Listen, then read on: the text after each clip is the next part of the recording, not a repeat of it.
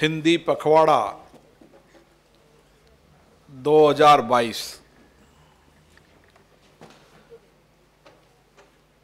की प्रतियोगिता के अंदर सभी प्रतिभागियों का मैं स्वागत करता हूं और उन प्रतिभागियों को जिन्होंने इस प्रतियोगिता में भाग लेकर विजेता बने, उनको मेरी शुभकामनाएं, बधाई। और जो प्रतिभागी इस बार विजेता नहीं बने, अगले वर्ष पूरी निष्ठा के साथ, पूरी तैयारी के साथ अपने के लक्ष्य बनाकर और प्रतियोगिता में विजेता हो, उनके लिए मैं नए प्रयास करने के लिए उनको आग्रह करता हूं। साथियों, हिंदी पखवाड़ा हिंदी भाषा का उत्सव है। जिस प्रकार रंग और रूप की विविधताई प्रकृति की सुंदरता है, उसी प्रकार भाषा की विविधता मानवीय संस्कृति की सुंदरता, व्यापकता और गहराई प्रदान करती है। हम सभी जानते हैं कि भारत जितना विशालतम देश है, जितनी विविधताएं हैं, उसमें भाषाई विविधताएं पूरे विश्व में भारत की एक अलग पहचान बनाती है। भाषाई विविधताएं भारत की संस्कृति की मुख्य विशेषता है। चूंकि भाषा न केवल अभिव्यक्ति और ज्ञान की माध्यम होती है, बल्कि हमारी पहचान की प्रमुख आधार भी होती है। भारत की सभी भाषाएं समृद्ध है, इसलिए पुरातत्व समय भी और वर्तमान में भी अलग अलग भाषाओं के समृद्ध होने के लिए अलग अलग राज्यों के अंदर प्रयास होते हैं और इसीलिए भारत के अंदर सभी भाषाएं का सम्मान होता है। अलग अलग राज्यों में बोली जाने वाली भाषाएं, उनकी समृद्धता, उनकी विविधताएं, अलग अलग राज्यों में लोग रहने वाले लोग अपनी भाषा पे गर्व करते हैं। भारत में तमिल भाषा हो, संस्कृत हो, मराठी हो, तेलुगु हो, जितनी भी हमारी भाषा हैं, उनका अपना साहित्य, अपनी शब्दावली है, उनकी अभिव्यक्ति के अपने तरीके हैं, मुहावरे हैं और इसीलिए सभी भाषा भारत की आंतरिक शक्ति का प्रतीक है। भाषा अलग अलग हो सकती है। अलग अलग प्रदेश के लोग यहाँ भी आए, सब घर में, ऑफिस में अपनी अपनी भाषाओं की चर्चा करते हैं, बातचीत में करते हैं। भाषाएं भावनात्मक रूप से हमें जोड़ती है। अलग अलग प्रदेश के लोग आते हैं, जब अपनी भाषा में उस प्रदेश के लोगों से बात करते हैं तो उनका निकटता बनती है और इसीलिए भावनात्मक रूप से भी हमारे जुड़ाव को भाषा का बहुत बड़ा योगदान है और इसीलिए भारत में सभी भाषाओं का समान रूप से सम्मान किया है और सबकी समृद्धि के लिए व्यापक प्रयास किए गए।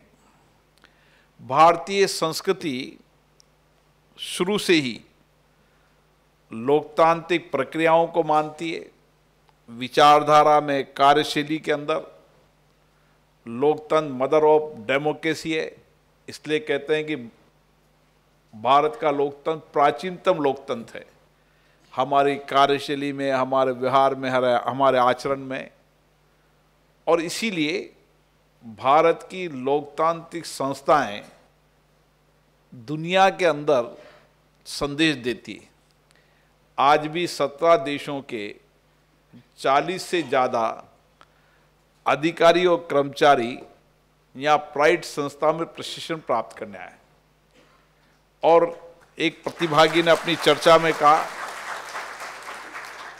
कि हम भारत के लोकतंत्र की संसदीय परंपराएं, नियमों, प्रक्रियाओं को अपनाते हैं। कई देशों ने भारत की संसदीय परंपराओं, नीतियों, कार्यक्रम यहाँ पर व्यापक चर्चा, संवाद, स्वतंत्रता, हमारी स्टैंडिंग कमेटी की में होने वाली चर्चाएं, उसमें होने वाले सुझाव को कई देशों की डेमोक्रेसी संस्थाओं ने अपनाया है। इसलिए आपकी बहुत बड़ी जिम्मेदारी बन जाती है कि दुनिया का सबसे बड़ा लोकतंत्र भारत है,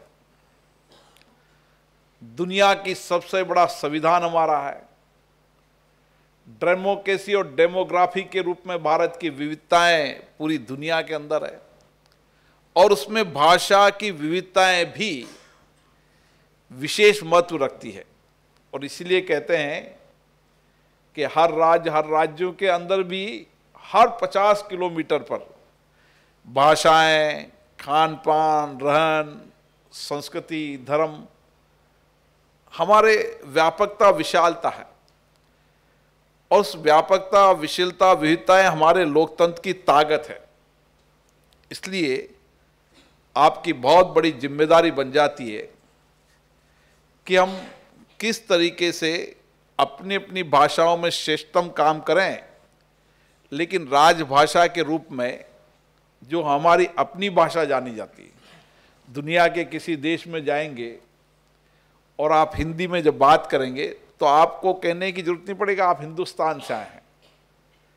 कई देश ऐसे हैं जहां आज भी हिंदी भाषी बोली जाती है और हमें लगता है कि वो बोलने वाले लोगों से हमारा अपना तो भावनात्मक संबंध अपना बन जाता है। तो भाषाएं भावनात्मक रूप से भी जोड़ने का काम करती है और इसीलिए जब आज़ादी का आंदोलन हुआ तो आज़ादी के आंदोलन के अंदर भी 3 बातें, स्वभाषा, स्वदेशी और स्वराज। महात्मा गांधी जी ने एक राष्ट्रीय आंदोलन में राजभाषा को विशेष महत्वता दी। हिंदी की विशालता, विविधताएं होने के कारण इस आंदोलन में एक सशक्त नींव के रूप में हिंदी भाषा का भी बहुत बड़ा योगदान रहा। हर राज्य में स्वतंत्रता का आंदोलन हुआ, उनकी भाषाओं के अंदर उन्होंने आंदोलन किया। आंदोलन विश्वव्यापी था, विशाल था और उस आंदोलन के कारण कई भाषा, कई रहन सहन के बीच में हमारी आंदोलन में कोई टकराट नहीं हुई। ये हमारी विविधताएं हमेशा रही है। इसलिए भारत के संविधान निर्माताओं ने भी जब संविधान निर्माण किया तो संविधान में 343 अनुच्छेद में हिंदी को भारतीय संघ की भाषा मानकर इसका गौरव प्रदान किया था। इसीलिए हम सब लोग यहाँ पर पार्लियामेंट में हैं, जहाँ विविधताएं हैं, विशालताएं, अलग अलग क्षेत्रों से चुन के जनप्रतिनिधि आते हैं और वो अपने अपने क्षेत्र की भाषाओं में बोलने की उनके अभिव्यक्ति की आज़ादी यहाँ है। इसलिए संविधान की 8वीं अनुसूची में जो 22 भाषा हैं, उन 22 भाषाओं के अंदर हमारे चुने हुए माननीय सदस्य संसद में बोल सकते हैं और ये भारत के अंदर संसदीय है जहाँ 22 भाषाओं का रूपांतरण होता है और जिस त्वरित गति से होता है, ये भारत की संसद की अपने आप में विशेषता है। और हम कोशिश कर रहे हैं कि सभी भाषाओं के, जो कुछ भाषाओं के यहाँ पर नहीं, उनको भी आप भी उसमें सहयोग कर रहे हैं कि किस तरीके से उस भाषा में रूपांतरण करने वाले अनुवादकों को यहाँ पर रखा जाए। लेकिन कोई 5 मिनट पहले भी बताता है कि मुझे मेरी भाषा में बोलना है, और मैंने तो संसद में कई बार कई मान्य सदस्यों का आग्रह पूर्वक किया कि वह आप अपनी भाषा में बोलो, और उनको भी अच्छा लगा कि वह अपनी भाषा में बोलते हैं तो उनके राज्य में संवाद हो जाता है। इसलिए हमने सभी भाषाओं का सम्मान हमारी लोकतांत्रिक संस्थाओं के अंदर है, और इसीलिए जब आज़ादी का हम 75वां अमृत महोत्सव मना रहे हैं, इस समय जहाँ हमारा ये प्रयास है कि हम आत्मनिर्भर भारत बने, स्वावलंबन हमारी ताकत बने, और इस दिशा के अंदर आत्मनिर्भर और स्वावलंबन में यह आज़ादी का अमृत महोत्सव हमारे लिए संकल्प का पर्व है। और मुझे आशा है कि आने वाले समय में दुनिया के अंदर जिस तरीके से भारत तेजी से हर क्षेत्र के अंदर नए आयाम स्थापित कर रहा है, आने वाले समय में हम आर्थिक रूप से भी सामाजिक रूप से भी बदलते हुए इस भारत की तस्वीर को देख रहे हैं। और 100 साल जब हमारे आज़ादी के होंगे तो दुनिया के अंदर आर्थिक और सामाजिक रूप से भारत सशक्त होगा, और डेमोक्रेसी के साथ साथ कई क्षेत्रों में नेतृत्व करेगा और दुनिया का मार्गदर्शन करेगा। इस अमृतकाल में राष्ट्र निर्माण में हमारी हिंदी भाषा का भी विशेष रूप से योगदान है, और मुझे खुशी है कि आप सब ने अपनी दिनचर्या के अंदर राजभाषा का प्रयोग व्यापकता से करना शुरू किया है, और कई प्रतिभागी कर्मचारी हो, अधिकारी जो अलग अलग प्रदेश से आए हैं, जिनकी हिंदी मूल भाषा नहीं रही, उन्होंने भी इस प्रतियोगिता में भाग लेकर और विजेता प्राप्त किए हैं, और हिंदी प्रदेशों से ज़्यादा बेहतरीन संवाद उन्होंने हिंदी में किया है। उनको भी मैं विशेष रूप से बधाई देता हूँ।